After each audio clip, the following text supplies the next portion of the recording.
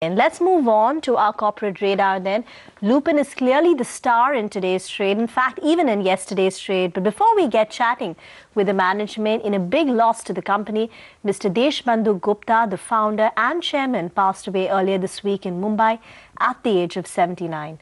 CNBC TV 18 would like to pass on our deepest condolences to the company as well as Mr. Gupta's family.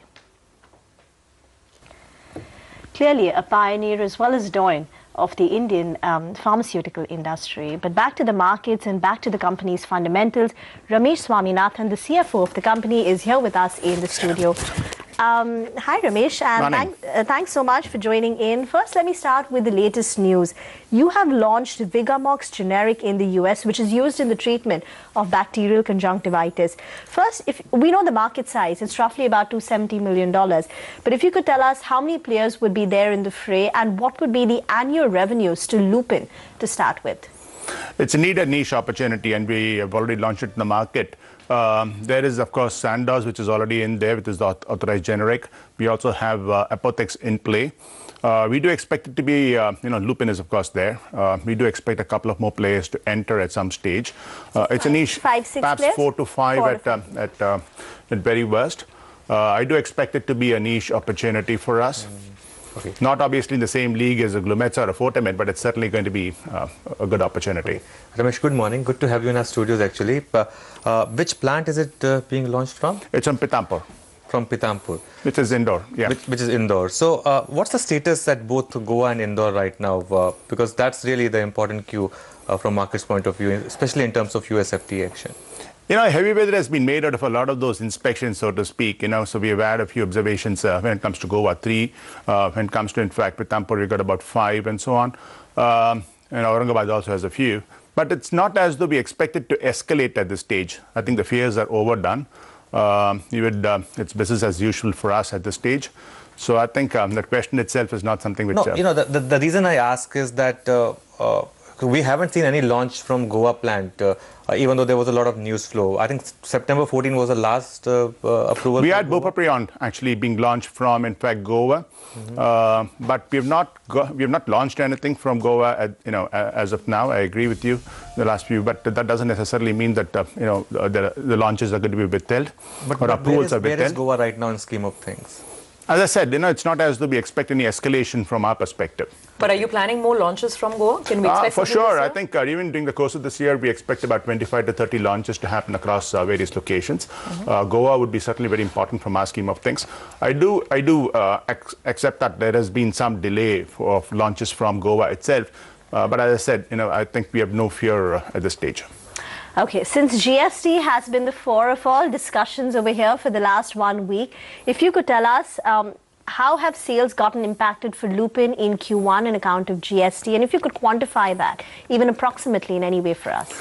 That's a very interesting question, because obviously it's been occupying a top space with, in fact, the senior management, not merely Lupin, across, in fact, the industry itself. And I would suspect it's across, in fact, a spectrum of industries.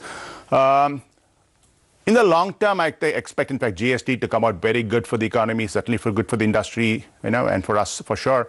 But there is, of course, short-term turbulence. We have been impacted. In fact, this started happening in May itself. May sales were, in fact, down a little as compared to our expectations and as compared to our own budget.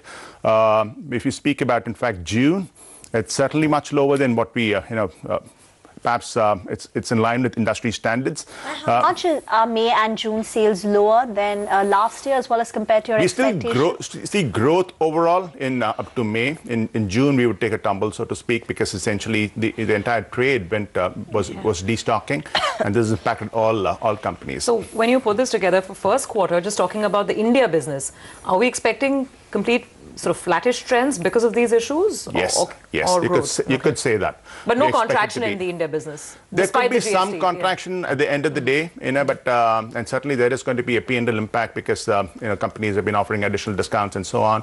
And there's, of course, stocks with the trade, whatever that they're losing out in terms of mod-back credit, which is not being reimbursed by the government, because the central government has gone about saying that it's going to be a maximum of 40% and so on. There's still the issue with, in fact, West Bengal, which has not been resolved as yet. So all of this is certainly going to take a toll on the industry. But I expect this to settle down in the next couple of weeks, so to speak. Jammu and Kashmir, got into GST, the regime yesterday. That's certainly positive news for us from a manufacturing perspective. Yes, there is certainly going to be an impact the first quarter. Okay, so let's once again get back to the US business, Ramesh, because there's clearly competitive pressure as well now. Amazon is also entering into the business now. Are there too many headwinds right now, or do you think we have now reached a stage where it can't get any worse? You're right about saying that there's a lot of turbulence in America also. So this actually has been going on for past a few years, so to speak, with in fact a high range of discounts itself. It was close to about 14-15%, in fact, a couple of years ago. This year, it's in the high single-digit numbers. It really is dependent on the molecule, and it's very much specific to a particular company. But there has been channel consolidation in a big way, and there's of course been payer consolidation also. There's of course the recent announcement, of B-Bad alliance with in fact Econ Disc as well as Express Scripts, which could actually add to the pressures, perhaps not in the current year, but certainly next year when it actually comes through. So those are indeed worrying factors. There's of course GDUFA 2, which also expresses expedited approvals for this industry itself. Which could be a double-edged sword, because if you do have a very rich pipeline, you have the opportunity to bring a lot to the market, and which will help you to progress your case in terms of growth. But of course, it could also add to the intensity of competition in the market, which could again suppress prices. But Ramesh, obviously the market tries to price in a realistic scenario. Yes. And I guess what people are pricing in right now is more 8 to 10% of sort of price erosion in the US business. That's correct. Is that correct? Could it be worse than that because of the factors that you just outlined? Well, 8 to 10 is a pretty good number, so to speak, and it's a bit like a leaky bucket, so you need to replenish it with, in fact, more and more products. But the way to go is clearly looking at, in fact, specialty and moving into more complex generics, the kind that we are looking at, complex injectables, look at, in fact, the respiratory portfolio, where we believe the intensity of competition, the very fact that you need to do clinical trials could put off a lot of other people, looking at biologics. So industry is pretty green. How many complex products this year? Because that's what, everybody has their pulse on. Can companies scale up to the complex side of the portfolio? It's going to take time, but the specialty forays would certainly take off in a bigger way. We are entering into alliances and relationships with, in fact, picking up from the market also, looking at a lot of those very deeply. So you can expect more news, on that front. So are you still holding on to your EBITDA margin guidance of 26 to 28% in light of the challenging US markets? As you would respect, actually, this EBITDA margin is actually a function of the kind of products that you bring to the market. The kind given of all that, operational excellence and R&D spend is continues to be pretty high in our case. It's close to about 14% of our turnover. And of course, there's a lot of headwinds in the market in terms of discounts. And we have, in fact, the GST, which is certainly going to be too many moving parts in that.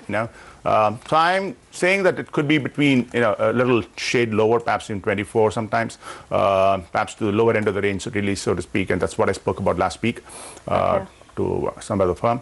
But that's where it is. It is going to be, margins are going to be under pressure this year. Okay. Margins are going to be under pressure. Let's again get back to the main issue, which is the US. I'm sure you would have seen the news flow around what's happening with some of your peer set. I think Cadila clearly has stolen a bit of a march. They've got some blockbuster products going on a bit of a run. I think Aurobindo is sorting out some issues.